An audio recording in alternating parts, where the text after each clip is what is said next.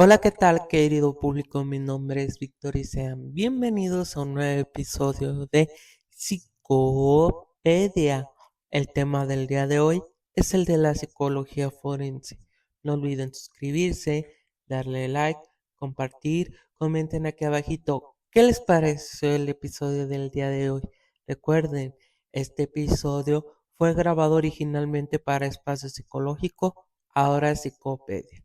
Disfrútenlo. El día de hoy es un placer para mí porque estamos transmitiendo en vivo desde su Centro de Evaluación, Psicoterapia, Educación Continua e Investigación, y el día de hoy quisiera presentarles a una invitada muy especial que trabaja aquí en el SUA, la licenciada en Psicología Pilar Arciga. Tiene una maestría en Psicoterapia Infantil y Adolescente, perito afiliada al Colegio Federal de Peritos, diplomado en Psicoterapia de Juego y tiene un diplomado en Psicoanálisis, además de que es maestra. Es un verdadero honor para mí que estés con nosotros. ¿Cómo estás, Pilar?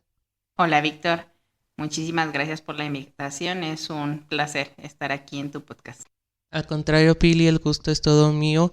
Y el día de hoy ella nos va a hablar sobre uno de los temas que no es muy ahondado en psicología, pero que también es importante abordar, que es el tema del peritaje psicológico. Muchos, muchas personas desconocemos cómo es que se da este proceso que ha tenido un peso muy importante dentro del ámbito forense. La psicología también tiene muchas cosas que aportar este, al ámbito de la jurídica, al ámbito forense. Y es por eso que decidí que el día de hoy nuestra invitada, que en sus credenciales está ser perito forense, nos hable el día de hoy acerca de esta labor tan importante. Pilar, para iniciar la entrevista, quisiera remitirme a la primera pregunta. ¿Qué es la psicología forense? ¿De qué trata en específico esta rama de la psicología? Bien, la psicología forense es una rama de la psicología jurídica y auxilia en los procesos de administración de justicia. ¿Qué quiere decir esto? Cuando nosotros llevamos un proceso legal, es ahí donde entra esta parte forense. Es decir, va a ser una prueba que se va a utilizar en base a un proceso legal que nosotros llevemos. Te pongo un ejemplo. En el caso de las personas que llevan un proceso de divorcio, en ocasiones se utiliza la psicología forense por medio de un peritaje para determinar cuál de los padres es más apto para la custodia del menor, es decir, quién va a estar a cargo del menor, o bien si uno de los padres es apto para convivir de manera libre con el menor en cuestión. Entonces es ahí donde entra la psicología forense, a diferencia de la psicología clínica, que es un proceso que se lleva pues dentro del consultorio y se tiene una confidencialidad con el paciente que solicita un servicio. En la psicología forense pues no existe esta confidencialidad, ya que es un juez quien nos va a solicitar una evaluación y nosotros tenemos que rendir un informe de los resultados adquiridos en esta evaluación. El proceso pericial psicológico únicamente se limitará a esa sola tarea de determinar cuestiones de custodias. Realmente, ¿cuáles son las funciones que hace un perito aparte de hacer esta cuestión del peritaje? ¿Qué otras funciones tiene el psicólogo perito? ¿Cuáles son sus funciones reales dentro del ámbito de la psicología forense? Bien, la labor del perito va a ser determinar el estado psicológico emocional o determinar, por ejemplo, si hay secuelas de algún incidente que se esté llevando pues a través, como te repito, de algo legal, de un juzgado. No es nada más en el ámbito de custodia, convivencia, es nada más por dar un ejemplo. Yo he participado en diversos peritajes en materia civil, en materia familiar, en materia penal. Entonces, cada uno de ellos te solicita que tú, perito significa experto, entonces tú como experto tienes que determinar si existe un daño emocional o psicológico y ellos te formulan algunos cuestionamientos y tú tienes que pues aplicar ciertas pruebas dependiendo del caso para poder determinar. Bien, la labor del perito va a ser determinar el estado psicológico o emocional, determinar si hay secuelas, por ejemplo, derivadas de algún incidente que se haya llevado a cabo y como te comentaba, pues que esté en un ámbito legal, en un ámbito de juzgados. A mí me ha tocado participar en diversos peritajes, en diversas materias. Está, por ejemplo, la materia civil, la materia penal, la materia familiar, y cada uno de ellos te hace cuestionamientos que ellos requieren saber de las personas y es ahí donde tú como perito, perito significa experto, entonces tú como perito debes saber qué pruebas vas a aplicar para poder responder los cuestionamientos que ellos te están solicitando. ¿Cuál es el proceso que se realiza en el peritaje psicológico? ¿Qué etapas lleva? Para más o menos, bueno, determinar cómo se plasma esta labor o este proceso de diagnóstico que se hace en el peritaje psicológico. Bien, pues las etapas que tiene la pericial, pues primero va a ser una consulta o asesoramiento. En muchas ocasiones los abogados son quienes nos buscan a los peritos, nos platican un poquito del caso, si es necesario se revisa el expediente y es ahí donde tú les das una asesoría de qué sí se puede pues determinar con el peritaje y qué no, porque en ocasiones también pues desconocen la materia y solicitan pues cosas que no, en realidad están fuera de lugar. Te platico un caso, me hacían un cuestionamiento como si la persona tenía estrés postraumático y derivado de recibir constantes llamadas de su expareja. Entonces, son cosas que realmente nosotros no podemos determinar porque no existe un instrumento que nos pueda medir eso. Y aquí lo que se busca es que los peritajes pues estén sustentados en el método científico, que no sea porque hay observación clínica, o sea algo muy vicario, sino se busca que esté comprobable científicamente y esto se va a hacer pues a través de los instrumentos psicológicos que nosotros podemos aplicar. Entre más tengan o más estén sujetos a algo objetivo y que nos pueda incluso a lo mejor dar una gráfica, eso pues nos va a ayudar a que sea un método científico. Entonces, regresando a las etapas, pues primero va a ser el asesoramiento, qué sí podemos y qué no podemos determinar en base a los cuestionamientos y lo que se quiere investigar, el número de personas también a la que se le va a evaluar, porque a veces no solo se evalúa una persona, sino se evalúan varias. Se hace un presupuesto, es decir, cuánto voy a cobrar yo de honorarios por hacer estas evaluaciones. Y posterior a eso, pues ya, si se acepta el presupuesto, se lleva a cabo la evaluación, que ahí evidentemente siempre se tiene una entrevista y posterior se hace la aplicación de los instrumentos que nosotros hayamos determinado que son los adecuados y se entrega un informe por escrito. Anteriormente se le llamaba ratificación. Después en el viejo sistema se va a ratificar, es decir, yo como perito voy a decir que sí es mi informe, que sí lo redacté, que sí conozco a las personas para evitar como que se falsee información. Y ahora en las audiencias de juicio orales, tú te presentas y tanto la parte que te contrató como la contraparte te pueden hacer preguntas de tu informe, de tu dictamen, y tú contestas ahí pues en los tribunales tienes que defender tu informe. es decir, responder a todos los cuestionamientos que se te hagan y explicar las dudas que ellos pudieran tener. Y ahorita que comentas esta parte de los instrumentos que se aplican, me viene una duda muy importante. ¿Cuáles son las limitaciones a las que se enfrenta un perito a la hora de evaluar? Mira, Víctor, como te comentaba, las limitaciones pues van a ser estos cuestionamientos a veces que hacen los abogados por el desconocimiento de la materia. Hay cosas que en realidad no podemos nosotros determinar. Por ejemplo, no sé, alguna pregunta que se me viene a la mente es que en muchas ocasiones te dicen que tú, como perito, determines si pues la persona ha sido víctima de violación, un ejemplo.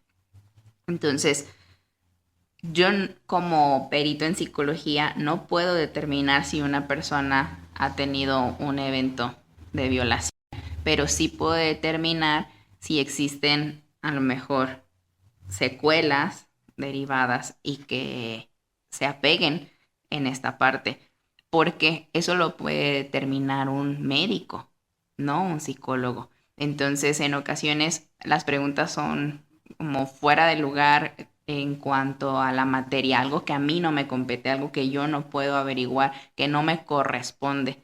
Entonces, como perito también te tienes que pues alinear a la materia que a ti te compete.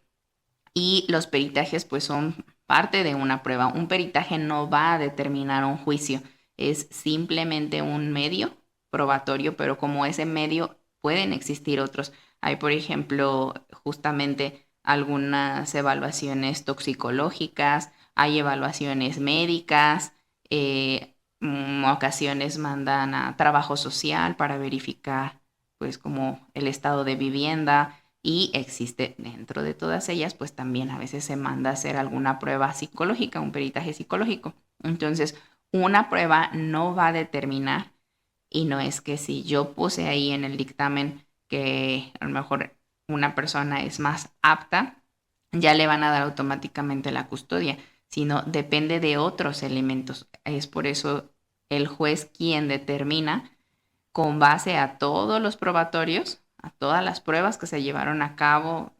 socioeconómicas, psicológicas, médicas, o sea, todos eso ellos determinan, los jueces determinan quién es más apto. En un ejemplo. Otra duda que me llega a mi mente es ¿cuál es la importancia de realizar un peritaje psicológico? En qué radica esa esencial importancia? ¿Cuál sería el beneficio de que se aplique un peritaje psicológico? Bien, aquí nos tenemos que pues, remontar un poquito desde la importancia primero de la psicología.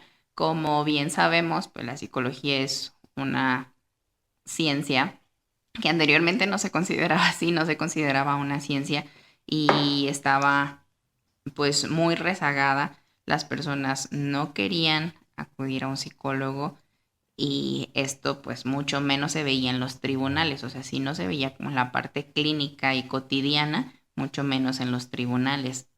Tiene pocos años, yo tengo ya como psicóloga 11 años ejerciendo, como perito registrado en el Poder Judicial, tengo aproximadamente de 8 a 9 años y he notado aproximadamente en los últimos 5 o 6 años es cuando más se le ha dado auge en el sentido de la psicología forense, o sea, donde ya nos voltean a ver y ellos pues como que ahora sí confirman que la psicología es una parte importante dentro de los juicios, porque anteriormente pues podían a lo mejor saber si la persona tenía un buen nivel socioeconómico, si la persona pues tenía una vivienda adecuada para el menor, si tenía algunos cuidados pues consideradamente pues, buenos para este menor en cuestión, pero ahora con estas pruebas nosotros podemos determinar en cuanto al estado psicológico, es decir, si la persona no tiene algún trastorno emocional, le pueda afectar posteriormente en el desarrollo de su menor, al tener la crianza, al tener la custodia, por ejemplo. Entonces, me tocó participar en un juicio civil donde lo que se quería probar era el daño moral de una familia que perdió pues era casi todo su papá. Evalué a sus hijos y ver si existía este daño moral porque fue un accidente de tránsito. Entonces ellos pues no estuvieron dentro del accidente, pero en los trámites pues sí afectaban bastante emocionalmente. Entonces, fíjate ahí la importancia de que ellos ni siquiera estuvieron en el accidente, ellos no participaron de ninguna manera, pero ya al momento de hacer el proceso legal fue donde se violentaban estos derechos y donde pues se infringió de manera psicológica o emocional hacia ellos. Entonces sí considero que la parte de la pericial psicológica ya se está pues poniendo en el lugar que le corresponde y que es algo importante dentro de los juicios. También el trabajo del psicólogo perito solo se limita a la parte de las víctimas o también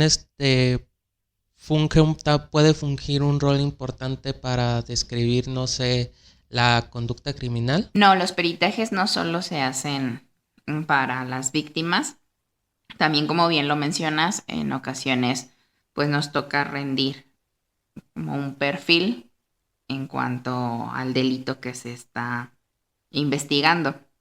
Esto pues se ve un poco más ya en materia penal, donde pues hay un imputado y pues se requiere investigar como cierto perfil que le pudiera sobre todo dar al juez alguna información de si la decisión que está tomando es adecuada o no. Y ahora en el caso de que, por ejemplo, la parte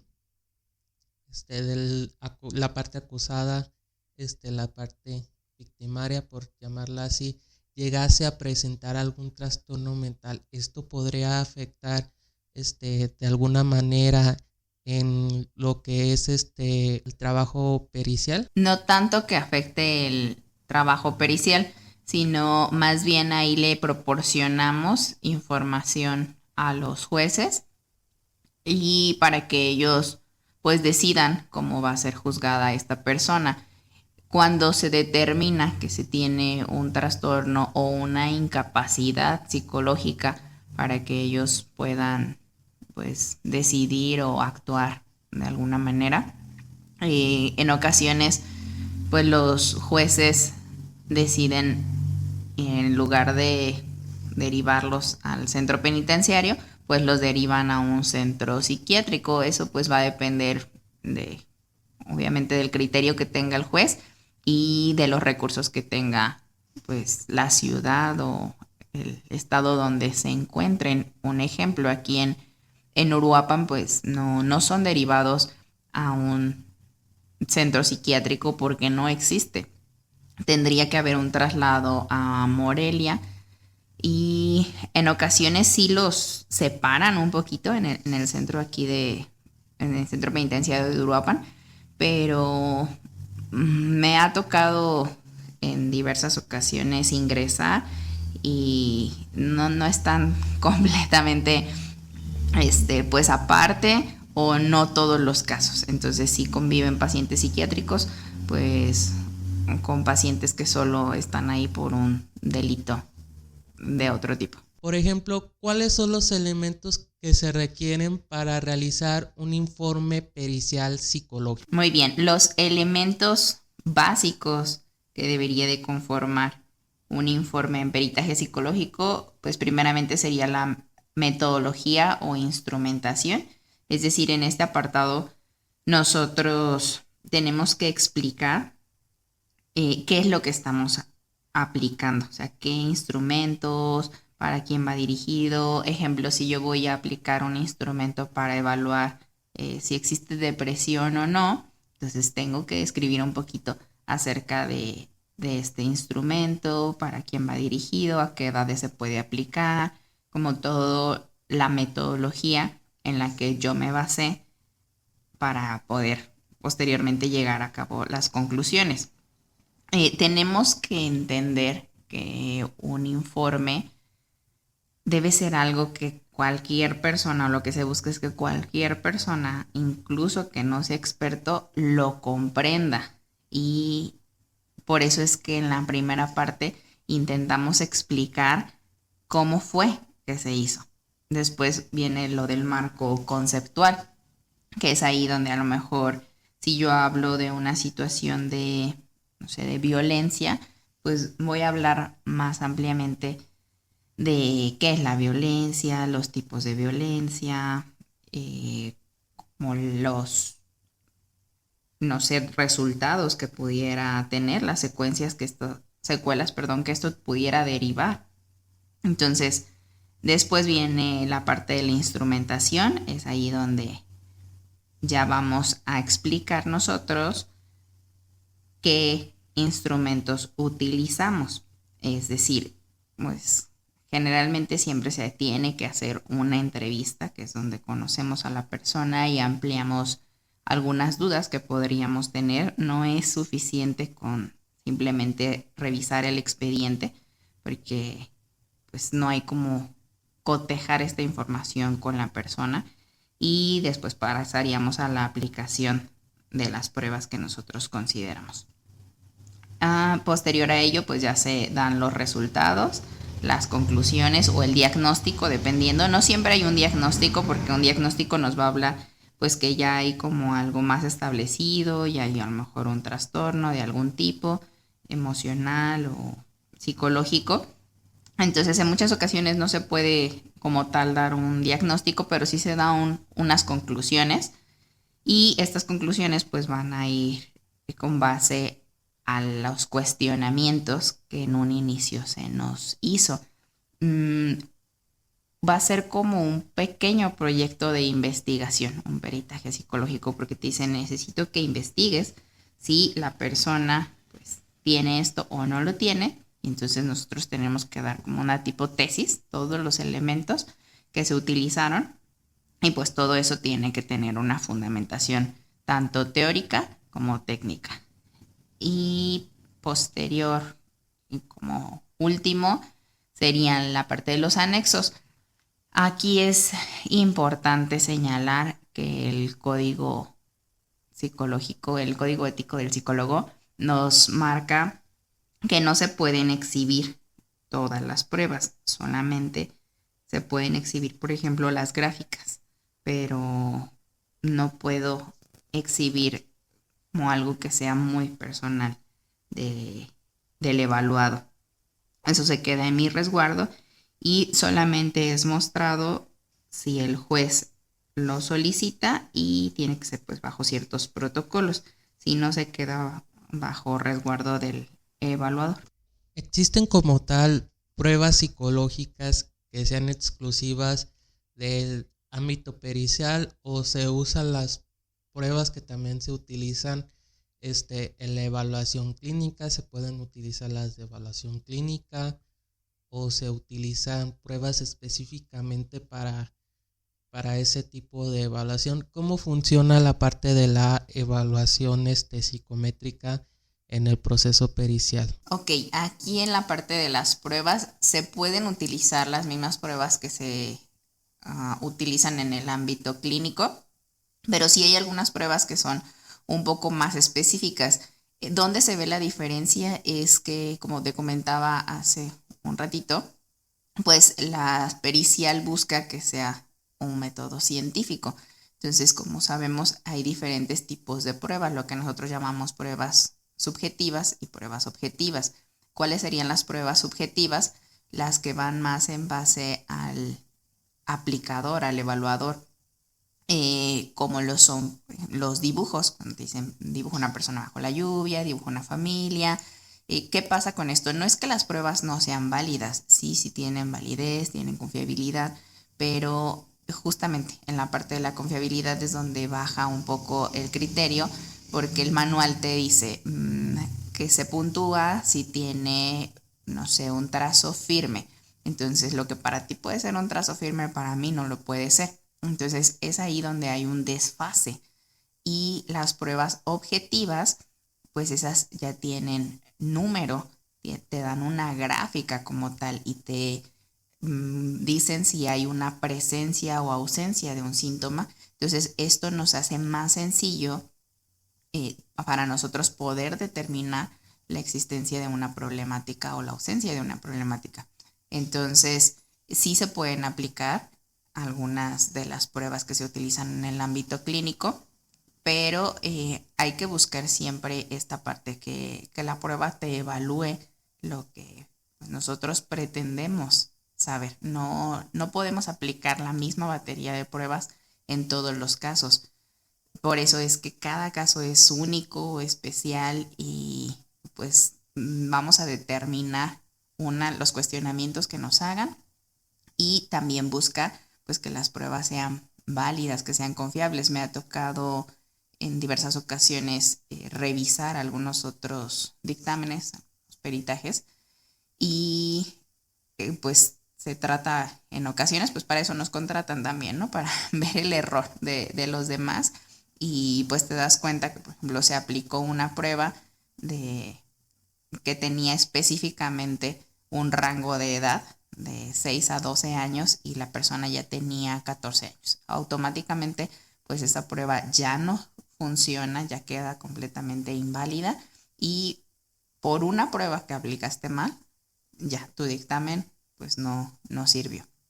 Entonces, sí es importante que nosotros revisemos qué pruebas se van a aplicar y para qué resultados vamos a obtener de esa aplicación. ¿Cómo se lleva a cabo el proceso del desahogo de la prueba, el desahogo del informe? Es decir, ¿solo se lleva y se presenta o en el sistema jurídico, bueno, en el juicio se hace un desahogo?